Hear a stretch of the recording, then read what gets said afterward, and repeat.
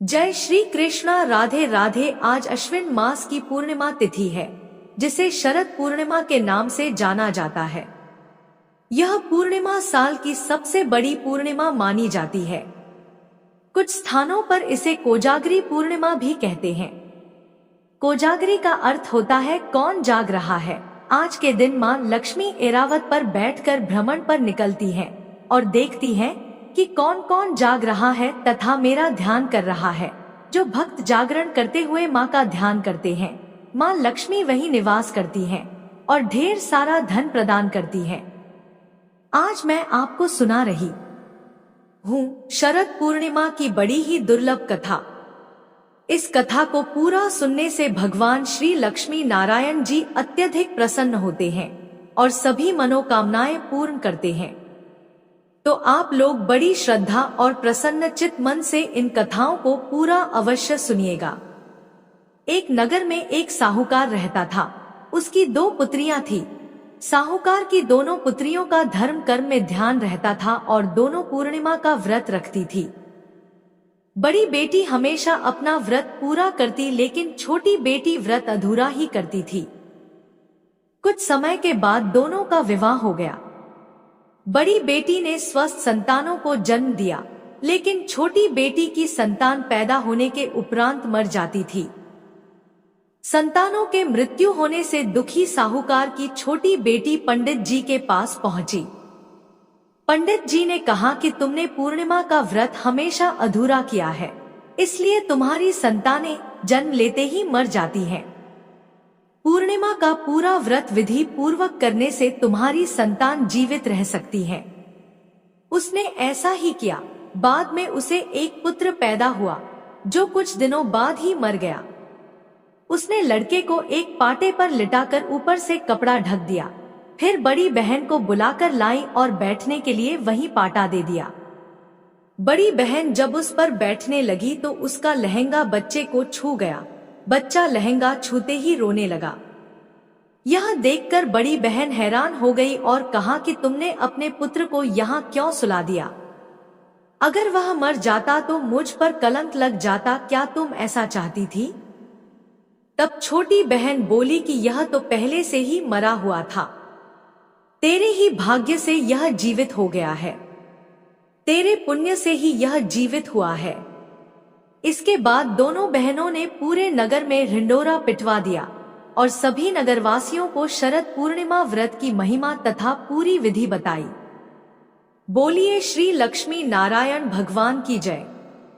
अब आइए सुनते हैं पूर्णिमा व्रत की पौराणिक कथा, जिसे स्वयं भगवान श्री कृष्ण जी ने मैया यशोदा को सुनाया था, जिसे सुनने मात्र से सभी मनोकामनाएं पूरी होती हैं और घर में सुख समृद्धि बनी रहती है।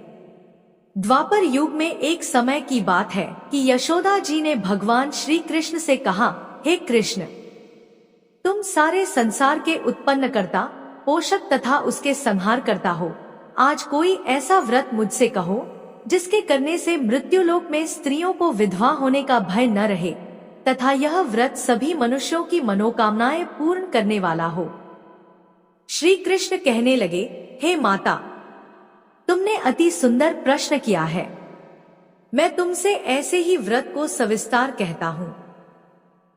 सौभाग्य की प्राप्ति के लिए स्त्रियों को 32 पूर्णमासियों का व्रत करना चाहिए। इस व्रत के करने से स्त्रियों को सौभाग्य संपत्ति मिलती है। यह व्रत अचल सौभाग्य देने वाला एवं भगवान शिव के प्रति मनुष्य मात्र की भक्ति को बढ़ाने वाला है। यशोदा जी कहने लगी, हे कृष्ण, सर्वप्रथम इस व्रत को मृत्युलोक में किसने किया था, इसके विषय में विस्तार पूर्वक मुझसे कहो। श्री कृष्ण जी कहने लगे कि इस भूमंडल पर एक अत्यंत प्रसिद्ध राजा चंद्रहास से पालित अनेक प्रकार के रत्नों से परिपूर्ण कातिका नाम की एक नगरी थी। वहां पर धनेश्वर नाम का एक ब्राह्मण था और उसकी स्त्री अति सुशीला रूपवती थी। दोनों ही उस नगरी में बड़े प्रेम के साथ रहते थे। घर में धन धान्य आदि की कमी नहीं थी। उनको एक बड़ा दुख था कि उनके कोई संतान नहीं थी। इस दुख से वह अत्यंत दुखी रहते थे। एक समय एक बड़ा तपस्वी योगी उस नगरी में आया। वह योगी उस ब्राह्मण के घर को छोड़कर अन्य सब घरों से भिक्षा लाकर भोजन किया करता था। रूपवती से वह भिक्षा नहीं लिया करता था। उस योगी ने एक दिन रूपवती से भिक्षा न लेकर किसी अन्य घर से भिक्षा लेकर गंगा किनारे जाकर भिक्षान्न को प्रेम पूर्वक खा रहा था कि धनेश्वर ने योगी का यह सब कार्य किसी प्रकार से देख लिया। अपनी भिक्षा के अनादर से दुखी होकर धनेश्वर योगी से बोला, महात्मन, आप सब घरों से भिक्षा लेते हैं परंतु मेरे घर की भिक्षा कभी भी नहीं लेते, इसका कारण क्या है? योगी ने कहा कि निसंतान के घर की भीख पतितों के अन्न के तुल्य होती है और जो पतितों का अन्न खाता है वह भी पतित हो जाता है। चूंकि तुम निसंतान हो अतः पतित हो जाने के भय से मैं तुम्हारे घर की भिक्षा नहीं लेता हूँ। धनेश्वर यह बात सुनकर अपने मन में बहुत दुखी हुआ और हाथ जोड़कर योगी के पैरों पर गिर पड़ा तथा आर्तभाव से कहने लगा, हे महाराज, यदि ऐसा है तो आप मुझको पुत्र प्राप्ति का उपाय बताइए। आप सर्वज्ञ हैं, मुझ पर अवश्य ही यह कृपा कीजिए। धन की मेरे घर में कोई कमी नहीं, परंतु मैं पुत्र न होने के कारण अत्यंत दुखी हूँ। आप मेरे इस दुख का हरण करें, आप सामर्थ्यवान हैं। यह सुनकर योगी कहने लगे, हे ब्राह्मण, तुम चंडी की आराधना करो। घर आकर उसने अपनी स्त्री से सब वृत्तांत कहा और स्वयं तप के निमित्त वन में चला गया। वन में जाकर उसने चंडी की उपासना की और उपवास किया। चंडी ने 16वें दिन उसको स्वप्न में दर्शन दिया और कहा, हे धनेश्वर, जा तेरे पुत्र होगा, परंतु वह 16 वर्ष की आयु में ही मृत्यु को प्राप्त हो जाएगा। यदि तुम दोनों स्त्री पुरुष 32 पूर्णमासियों का व्रत विधि पूर्वक करोगे तो वह दीर्घायु होगा। जितनी तुम्हारी सामर्थ्य हो आटे के दिए बनाकर शिव जी का पूजन करना, परंतु पूर्णमासी को 32 हो जाने चाहिए। प्रातःकाल हाने पर इस स्थान के समीप ही तुम्हें एक आम का वृक्ष दिखाई देगा, उस पर तुम चढ़कर एक फल तोड़कर शीघ्र अपने घर चले जाना। अपनी स्त्री से सब वृत्तांत कहना। ऋतु स्नान के पश्चात वह स्वच्छ होकर भगवान शंकर जी का ध्यान करके उस फल को खा लेगी। तब शंकर भगवान की कृपा से उसको गर्भ हो जाएगा। जब वह ब्राह्मण प्रातःकाल उठा तो उसने उस स्थान के पास ही एक आम का वृक्ष देखा जिस पर एक अत्यंत सुंदर आम का फल लगा हुआ था। उस ब्राह्मण ने उस आम के वृक्ष पर चढ़कर उस फल को तोड़ने का प्रयत्न किया, परंतु वृक्ष पर कई बार प्रयत्न करने पर भी वह न चढ़ पाया। तब तो उस ब्राह्मण को बहुत चिंता हुई और विघ्न विनाशक श्री गणेश जी की वंदना करने लगा। हे दयानिधे, अपने भक्तों के विघ्नों का नाश करके उनके मंगल कार्य को करने वाले, दुष्टों का नाश करने वाले, रिद्धि सिद्धि के देने वाले, आप मुझ पर कृपा करके इतना बल दें कि मैं अपने मनोरथ को पूर्ण कर सकूं। इस प्रकार गणेश जी की प्रार्थना करने पर उनकी कृपा से धनेश्वर वृक्ष पर चढ़ गया और उसने एक अति सुंदर आम का फल देखा। उसने विचार किया कि जो वरदान से फल मिला था वह यह है और कोई फल दिखाई नहीं देता। उस धनेश्वर ब्राह्मण ने जल्दी से उस फल को तोड़कर अपनी स्त्री को लाकर दिया और उसकी स्त्री ने अपने पति के कथनानुसार उस फल को खा लिया और वह गर्भवती हो गई। देवी जी की असीम कृपा से उसे एक अत्यंत सुंदर पुत्र उत्पन्न हुआ जिसका नाम उन्होंने देवीदास रखा। माता पिता के हर्ष और शोक के साथ वह बालक शुक्ल पक्ष के चंद्रमा की भांति अपने पिता के घर में बढ़ने लगा। भवानी की कृपा से वह बालक बहुत ही सुंदर, सुशील और विद्या पढ़ने में बहुत ही निपुण हो गया। दुर्गा जी की आज्ञानुसार उसकी माता ने 32 पूर्णमासी का व्रत रखना प्रारंभ कर दिया था जिससे उसका पुत्र बड़ी आयु वाला हो जाए। 16वां वर्ष लगते ही देवीदास के माता पिता को बड़ी चिंता हो गई कि कहीं उनके पुत्र की इस वर्ष मृत्यु न हो जाए। इसलिए उन्होंने अपने मन में विचार किया कि यदि यह दुर्घटना उनके सामने हो गई तो वे कैसे सहन कर सकेंगे। उन्होंने देवीदास के मामा को बुलाया और कहा कि हमारी इच्छा है कि देवीदास एक वर्ष तक काशी में जाकर विद्याध्ययन करे और उसको अकेला भी नहीं छोड़ना चाहिए। इसलिए साथ में तुम चले जाओ और 1 वर्ष के पश्चात इसको वापस लौटा लाना। सब प्रबंध करके उसके माता पिता ने काशी जाने के लिए देवीदास को एक घोड़े पर बैठाकर उसके मामा को उसके साथ कर दिया, किंतु यह बात उसके मामा या किसी और से नहीं कही। धनेश्वर ने सपत्नी अर्थात अपनी पत्नी के साथ अपने पुत्र की मंगल कामना तथा दीर्घायु के लिए भगवती दुर्गा की आराधना और पूर्णमासियों का व्रत करना आरंभ कर दिया। इस प्रकार बराबर 32 पूर्णमासी का व्रत पूरा किया।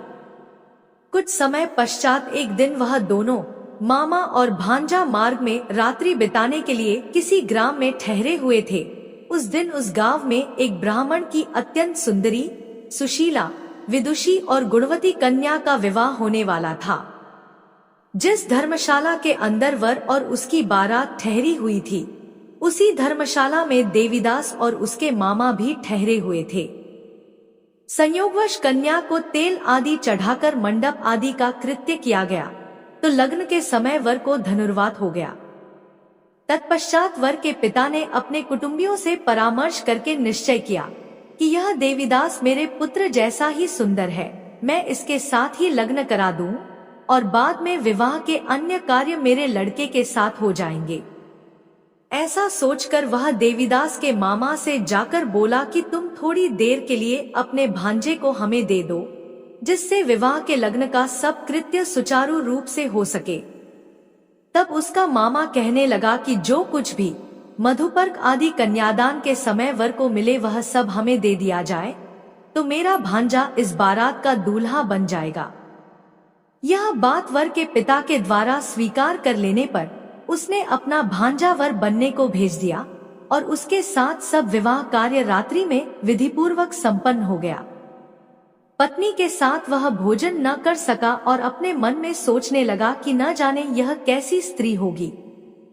वह एकांत में इसी सोच में गरम निःश्वास छोड़ने लगा तथा उसकी आंखों में आंसू भी आ गए। तब वधू ने पूछा कि क्या बात है, आप इतने उदासीन व दुखी क्यों हो रहे हैं? तब उसने सब बातें जो वर के पिता व उसके मामा में हुई थी उसको बतला दी। तब कन्या कहने लगी कि यह ब्रह्मा विवाह के विपरीत हो कैसे सकता है। देव, ब्राह्मण और अग्नि के सामने मैंने आपको ही अपना पति बनाया है, इसलिए आप ही मेरे पति हैं। मैं आपकी ही पत्नी रहूंगी, किसी अन्य की कदापि नहीं। तब देवीदास ने कहा, ऐसा मत करिए, क्योंकि मेरी आयु बहुत थोड़ी है। मेरे पश्चात आपकी क्या गति होगी, इन बातों को अच्छी तरह विचार लो। परंतु वह दृढ़ विचार वाली थी, बोली कि जो आपकी गति होगी वही मेरी गति होगी। हे स्वामी, आप उठिए और भोजन करिए, आप निश्चय ही भूखे होंगे। इसके बाद देवीदास और उसकी पत्नी दोनों ने भोजन किया तथा शेष रात्रि वे सोते रहे। प्रातःकाल देवीदास ने अपनी पत्नी को 3 नगों से जड़ी हुई एक अंगूठी दी, एक रुमाल दिया और बोला, हे प्रिय, इसे लो और संकेत समझकर स्थिर चित्त हो जाओ। मेरा मरण और जीवन जानने के लिए एक पुष्पवाटिका बना लो, उसमें सुगंधी वाली एक नवमल्लिका लगा लो, उसको प्रतिदिन जल से सींचा करो और आनंद के साथ खेलो कूदो तथा उत्सव मनाओ। जिस समय और जिस दिन मेरा प्राणांत होगा ये फूल सूख जाएंगे, और जब ये फिर हरे हो जाएं, तो जान लेना कि मैं जीवित हूँ। यह बात निश्चय करके समझ लेना, इसमें कोई संशय नहीं है। यह समझा कर वह चला गया। प्रातःकाल होते ही वहां पर गाजे बाजे बजने लगे और जिस समय विवाह के कार्य समाप्त करने के लिए वर तथा सब बाराती मंडप में आए तो कन्या ने वर को भली प्रकार से देखकर अपने पिता से कहा कि यह मेरा पति नहीं है। मेरा पति वही है जिसके साथ रात्रि में मेरा पाणी ग्रहण हुआ था।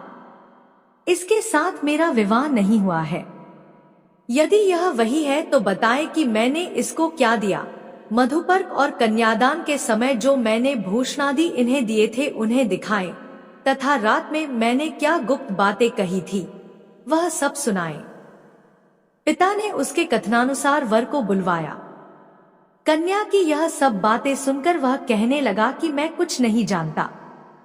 इसके पश्चात लज्जित होकर वहां से चला गया और सारी बारात भी अपमानित होकर वहां से लौट गई।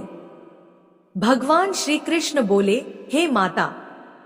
इस प्रकार देवीदास काशी विद्याध्ययन के लिए चला गया। जब कुछ समय बीत गया तो काल से प्रेरित होकर एक सर्प रात्रि के समय उसको डसने के लिए वहां पर आया। उस विषधर के प्रभाव से उसके शयन का स्थान चारों ओर से विष की ज्वाला से विषैला हो गया, परंतु व्रतराज के प्रभाव से उसको काटने न पाया, क्योंकि पहले ही उसकी माता ने 32 पूर्णिमा का व्रत कर रखा था। इसके बाद मध्याह्न के समय स्वयं काल वहां पर आया और उसके शरीर से उसके प्राणों को निकालने का प्रयत्न करने लगा, जिससे वह मूर्छित होकर पृथ्वी पर गिर पड़ा। भगवान की कृपा से उसी समय पार्वती जी के साथ भगवान शंकर जी वहां पर आ गए। उसको मूर्छित दशा में देखकर पार्वती जी ने भगवान शंकर से प्रार्थना की कि हे महाराज, इस बालक की माता ने पहले 32 पूर्णिमा का व्रत किया था, जिसके प्रभाव से हे भगवान आप इसको प्राण दान दे। भवानी के कहने पर भक्तवत्सल भगवान शिव जी ने उसको प्राण दान दे दिया। इस व्रत के प्रभाव से काल को भी पीछे हटना पड़ा और देवीदास स्वस्थ होकर बैठ गया। उधर उसकी स्त्री उसके काल की प्रतीक्षा किया करती थी। जब उसने देखा कि उस पुष्प वाटिका में पत्र पुष्प कुछ भी नहीं रहे, तो उसको अत्यंत आश्चर्य हुआ और जब वह वैसे ही हरी भरी हो गई, तत्पश्चात वह जान गई कि वह जीवित हो गए हैं। यह देखकर वह बहुत प्रसन्न मन से अपने पिता से कहने लगी कि पिताजी, मेरे पति जीवित हैं, आप उनको ढूंढिए। जब 16वां वर्ष व्यतीत हो गया तो देवीदास भी अपने मामा के साथ काशी से चल दिया। इधर उसे श्वशुर उसको ढूंढने के लिए अपने घर से जाने वाले ही थे कि वह दोनों मामा भांजा वहां पर आ गए। उसको आया देखकर उसका श्वशुर बड़ी प्रसन्नता के साथ अपने घर में ले आया। उस समय नगर के निवासी भी वहां इकट्ठे हो गए और सबने निश्चय किया कि अवश्य ही इसी बालक के साथ इस कन्या का विवाह हुआ था। उस बालक को जब कन्या ने देखा तो पहचान लिया और कहा कि यह तो वही है जो संकेत करके गया था। तदुपरांत सभी कहने लगे कि भला हुआ जो यह आ गया और सब नगरवासियों ने आनंद मनाया। कुछ दिन बाद देवीदास अपनी पत्नी और मामा के साथ अपने श्वशुर के घर से बहुत सा उपहारादि लेकर अपने घर के लिए प्रस्थान किया। जब वह अपने गांव के निकट आ गया तो कई लोगों ने उसको देखकर उसके माता पिता को पहले ही जाकर खबर दे दी कि तुम्हारा पुत्र देवीदास अपनी पत्नी और मामा घर वापस आ रहा है। ऐसा समाचार सुनकर पहले तो उन्हें विश्वास ही नहीं हुआ, किंतु जब और लोगों ने भी आकर उनकी बात का समर्थन किया तो उनको बड़ा आश्चर्य हुआ। लेकिन थोड़ी देर में देवीदास ने आकर अपने माता पिता के चरणों में अपना सिर रखकर प्रणाम किया और उसकी पत्नी ने अपने सास ससुर के चरणों को स्पर्श किया। तो माता पिता ने अपने पुत्र और पुत्रवधू को अपने हृदय से लगा लिया और दोनों की आंखों से प्रेमाश्रु बह चले। अपने पुत्र और पुत्रवधू के आने की खुशी में धनेश्वर ने बड़ा भारी उत्सव किया और ब्राह्मणों को भी बहुत सा दान दक्षिणा देकर प्रसन्न किया। श्री कृष्ण जी कहने लगे कि इस प्रकार धनेश्वर 32 पूर्णिमाओं के व्रत के प्रभाव से पुत्रवान हो गया। जो भी स्त्रियां इस व्रत को करती हैं, वे जन्म जन्मांतर में वैधव्य का दुख नहीं भोगती और सदैव सौभाग्यवती रहती हैं। यह मेरा वचन है, इसमें कोई संदेह नहीं मानना। यह व्रत पुत्र पौत्रों को देने वाला तथा संपूर्ण मनोकामनाओं को पूर्ण करने वाला है। 32 पूर्णिमाओं का व्रत करने से व्रती की सब इच्छाएं भगवान शिव जी की कृपा से पूर्ण हो जाती है। जय श्री कृष्णा। राधे राधे।